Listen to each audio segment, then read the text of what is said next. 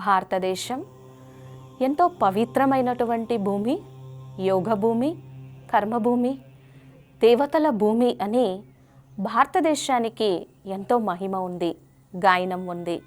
అలాగే ఆ మహాశివుణ్ణి, పరమేశ్వరుణ్ణి ద్వాదశ జ్యోతిర్లింగాల రూపంలో పూజించేటువంటి అతి గొప్ప పుణ్యక్షేత్రాలని చూడాలన్నా, దర్శనం చేసుకోవాలి అన్నా, విష్ణుమూర్తి యొక్క పుణ్యక్షేత్రాలని చూడాలి అన్నా, దర్శనం చేసుకోవాలి అన్నా, అటువంటి మహద్భాగ్యం కలిగినటువంటి భూమి ఈ భరతావని. ఈ భారత భూమిలోనే మనం ద్వాదశ జ్యోతిర్లింగాల రూపం లోపల పరమేశ్వరుడి యొక్క పూజని, ఆ ఈశ్వరుని యొక్క ఉపాసనని చూడగలము. వాటికి ఎంతో విలువైనటువంటి ప్రాశస్త్యం ఉంది, మహత్వం ఉంది, ఎంతో చరిత్ర ఉంది.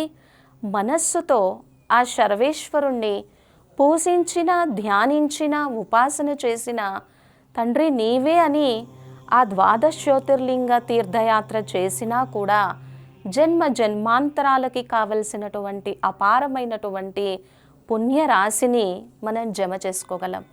కానీ అన్నింటికీ ఆధారము మన మనస్సులో ఉన్నటువంటి పవిత్రమైనటువంటి స్వచ్ఛ భావన, మన యొక్క దివ్య బుద్ధి అన్నమాట. మరి ఆకాశ మార్గం నుంచి చూస్తే ఆ ద్వాదశ జ్యోతిర్లింగాలట వెలుగుతూ ఉన్నటువంటి, ప్రకాశిస్తూ ఉన్నటువంటి కాంతి స్తంభాలుగా, కాంతి క్షేత్రాలుగా, ప్రకాశ క్షేత్రాలుగా కనిపిస్తాయట. అంత గొప్ప మహత్వము, ప్రాశస్త్యం ఉంది. మరి ఎందుకు జ్యోతిర్లింగము అని పిలుస్తారు? ఆ భగవంతుడు, ఆ సర్వేశ్వరుడు, ఆ నిర్వికారుడు, ఆ పరంపిత పరమాత్మ మహాజ్యోతి అంటే మన జీవితంలో ఉన్నటువంటి అజ్ఞాన అంధకారాన్ని తొలగించి ప్రకాశం వైపుకు తీసుకెళ్ళగలిగినటువంటి వారు అన్నమాట. జ్యోతి అనగా ప్రకాశము, తేజస్సు, దివ్యత, వెలుగు, ఇటువంటి ఎన్నో అర్థాలున్నాయి. అందుకనే మనకి భగవద్గీతలో కూడా ఎలా చెప్తారు?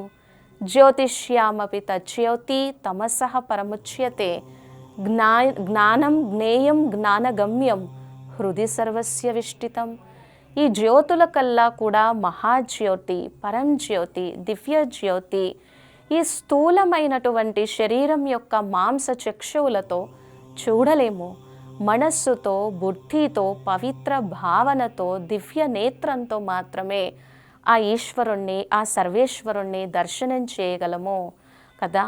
అందుకనే మరి అటువంటి సర్వేశ్వరుణ్ణి, అటువంటి జగన్నియామకుణ్ణి, అటువంటి పరమాత్మని మనమందరం పూజించాలన్నా, ఉపాసన చెయ్యాలన్నా, యజ్ఞ యాగాది క్రతువులు నిర్వహించాలన్నా, తపస్సు చేయాలన్నా, ధ్యానం చెయ్యాలన్నా, మన మనస్సుని, బుద్ధిని ఆయన యందు నిలిపి ఆ సర్వేశ్వరుని యొక్క ఆశీర్వాదాలు తీసుకోవాలి అన్న పూజ అవసరము. అందుకనే ఈ ద్వాదశ జ్యోతిర్లింగ క్షేత్రాలలో ఆ పరమశివుడు జ్యోతిర్లింగంగా, ఈశ్వరునిగా, మహేశ్వరునిగా పూజింపబడుతూ ఉన్నారు. అసలు దాని వెనుక ఉన్నటువంటి పురాణ గాథని, పురాణ ప్రాశస్త్యాన్ని ఇప్పుడు మనం తెలుసుకున్నాము. మరి ఒకసారి పురాణ కథనాల ప్రకారము, ఒకసారి బ్రహ్మదేవుడికి, శ్రీ మహావిష్ణువుకి ఒక చిన్న ఘర్షణ జరిగిందట. ఇందులో నేను గొప్ప, నువ్వు గొప్ప, ఇద్దరిలో ఎవరు గొప్ప తేల్చుకుందాము అనేటువంటి ఒక భావన బయలుదేరిందట. అయితే ఇక్కడ మనం ఒకసారి ఆలోచించాలి, నిజంగా దేవతలకి అటువంటి భావాలు ఉంటాయా కదా? సో అటువంటి భావాలు ఉండవు. కానీ మనుష్యులమైనటువంటి మనము మనకి దగ్గరగా అందిస్తే ఆ దేవతలకి లేదా భగవంతుడికి మన మనస్సుని ఈజీగా నిలపగలము అనేటువంటి భావంతో చెప్పారు. అయితే ఇక్కడ శ్రీ మహావిష్ణువుకి, బ్రహ్మదేవుడికి చిన్న వాగ్వివాదం అయింది. ఇద్దరూ కలిసి పరమశివుడైనటువంటి మహాదైవాది దైవం అయినటువంటి ఈశ్వరుని దగ్గరకు వెళ్తారట. అప్పుడు ఆ సర్వేశ్వరుడు త్రికాలదర్శి, త్రినేత్రి ఒక్కసారి ఆలోచించి వీళ్ళకి ఏదో ఒకటి తెలియచేయాలి అనేటువంటి ఒక భావనతో ఒక పెద్ద జ్యోతిర్లింగంగా వెలిశాడట. అదే ఆ పాతాళ నభస్థలాంత భువన బ్రహ్మాండ జ్యోతిస్పాటికలింగమౌళి విలసత్పూర్ణేందువాంతామృతై అస్తోకాప్లుతమేకమీశమనీశం రుద్రానువాకం జపన్ ధ్యాయతే దీప్సిత సిద్ధయే ధ్రువపదం విప్రోభిషించేచినం అని శాస్త్రం వర్ణిస్తుంది. ఆ పాతాళ నభస్థలాంత భువన బ్రహ్మాండ జ్యోతిర్మావిభ స్ఫాటికలింగ మౌళి విలసత్పూర్ణేందువాంతామృతై. అంటే పాతాళము కంటే కింద, ఆకాశము కంటే కూడా పైన ఆ పాతాళ నభస్థలాంత భువన బ్రహ్మాండాలు కూడా ప్రకాశంతో జ్యోతిలింగంగా వ్యాపించిందట. అండాకారంలో బ్రహ్మాండమంతా కూడా వ్యాపించిందట. సో అప్పుడు బ్రహ్మదేవుడు ఏమని చెప్తారు? హంస వాహనంతో నేను పైకి వెళ్ళి చూశాను అని. అలాగే విష్ణుమూర్తి కిందికి తవ్వుకుంటూ వెళ్ళినట్లుగా చూపిస్తారు. ఇక్కడ బ్రహ్మదేవుడు వాస్తవానికి ఆ బ్రహ్మాండమంతా వ్యాపించి ఉన్నటువంటి జ్యోతిర్లింగం యొక్క ఆది అంతాలను కనుక్కోలేనంతగా వ్యాపించిందట. బ్రహ్మదేవుడు నేను చూశాను అని సాక్ష్యంగా కేతకి పువ్వుని, మొగలి పువ్వుని తీసుకొని వస్తాట. ఇక బ్రహ్మదేవ, నువ్వు అసత్యం చెప్తావు, అసత్యం చెప్పావు, నీకు ఇక పూజలు లేవు అన్నట్టుగా ఈ పురాణ కథనం చెప్తుంది. అంటే ఆది మధ్యాంతాలు కనుక్కోలేనంతగా భువన బ్రహ్మాండాలుగా జ్యోతిస్ఫాటిక లింగం అనేది వ్యాపించి ఉంది. అక్కడ మౌళి అనగా ఆ తలలో చంద్రమండలం ఉంది. ఆ చంద్రమండలం నుంచి అమృత ధార, అమృత ప్రవాహము శివలింగం మీద పడుతూ ఉందట. తెల్లని ధవళకాంతిగా ప్రకాశిస్తూ శివలింగం మీద పడుతూ ఉందట. అయితే రుద్ర నమక చమకాలు చదివేటప్పుడు, శివలింగం యొక్క ధ్యానం చేసేటప్పుడు, పూజ చేసేటప్పుడు ఈ శ్లోకాన్ని చదువుతారు.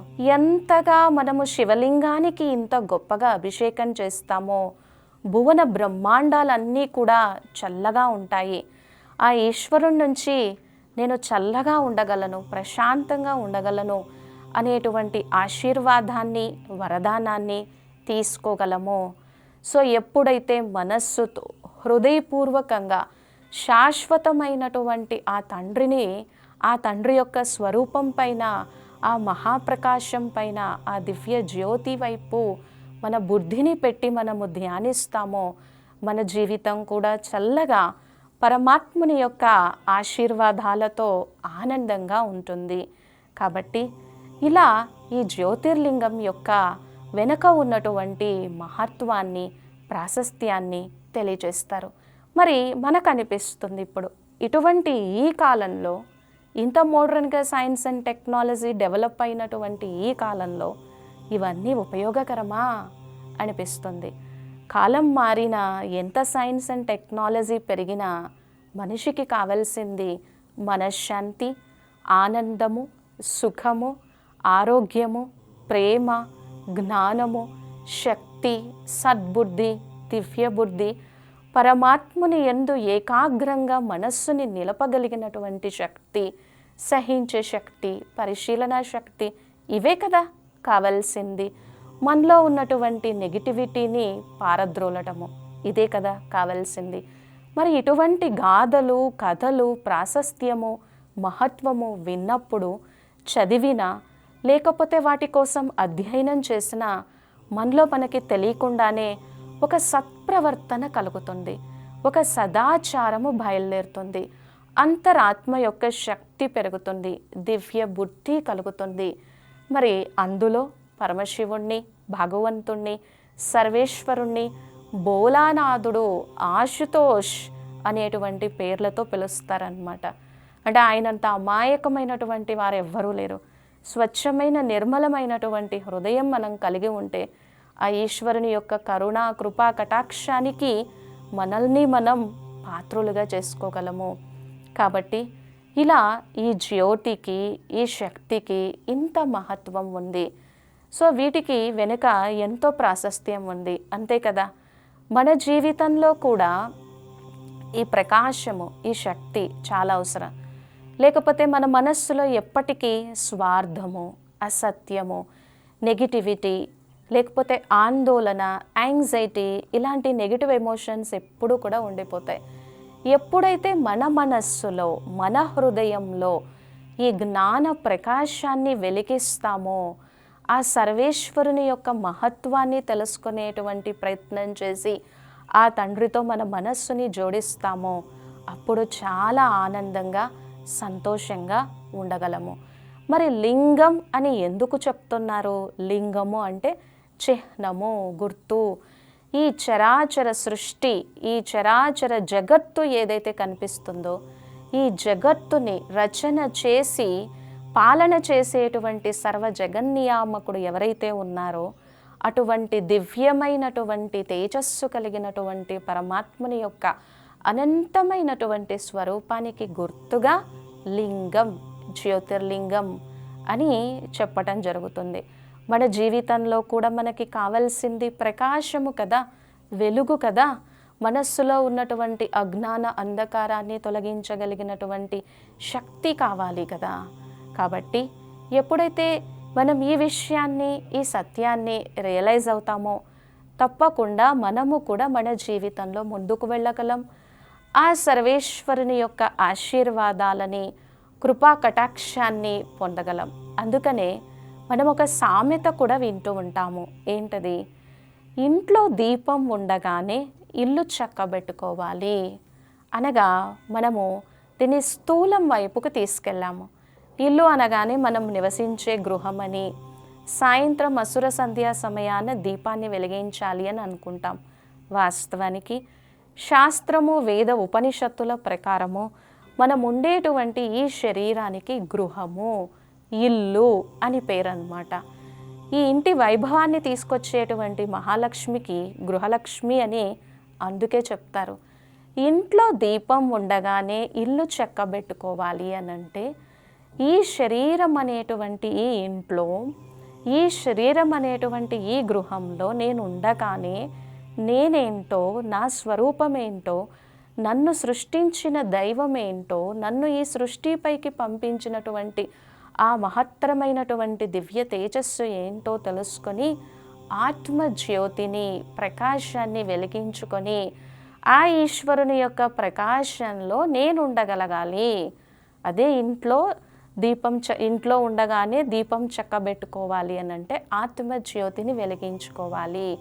అప్పుడు మనలో దైవీ గుణాలు భాసిస్తాయి, దివ్య గుణాల యొక్క ధారణ జరుగుతుంది, ఆనందంగా ఉంటాం. అందుకే ఇది కూడా వింటూ ఉంటాం, ఆ శివుని ఆజ్ఞ లేనిది చీమైనా కదలదు. అంటే ప్రతి చీమ, ప్రతి ఆకు ఆయన ఆజ్ఞతో కదులుతుంది అని కాదు. ఈ చరాచర జగత్తుకు మొత్తానికి కూడా తండ్రి భగవంతుడు, సదాశివుడు, పరమేశ్వరుడు అనేటువంటి సత్యాన్ని తెలుసుకునేటువంటి దానికోసము ఈ చిన్న చిన్నవన్నీ మన జీవితంలో ప్రవేశపెట్టారు. కాబట్టి వీటికి ఎంతో మహత్వం ఉంది. ఈ భావనతో మనము ద్వాదశ జ్యోతిర్లింగాలను దర్శించిన, పూజించిన ఆ సర్వేశ్వరుని యొక్క, ఆ శ్రీ మహావిష్ణువు యొక్క, దేవీ దేవతలందరి యొక్క దీవెనలను మనం తీసుకోగలం. ఎప్పుడూ కూడా భగవద్ జ్ఞానంతో, భక్తితో మన జీవితాన్ని ప్రకాశింపచేసుకోగలము. ఓం శాంతి. For more videos like this, subscribe Big TV channel.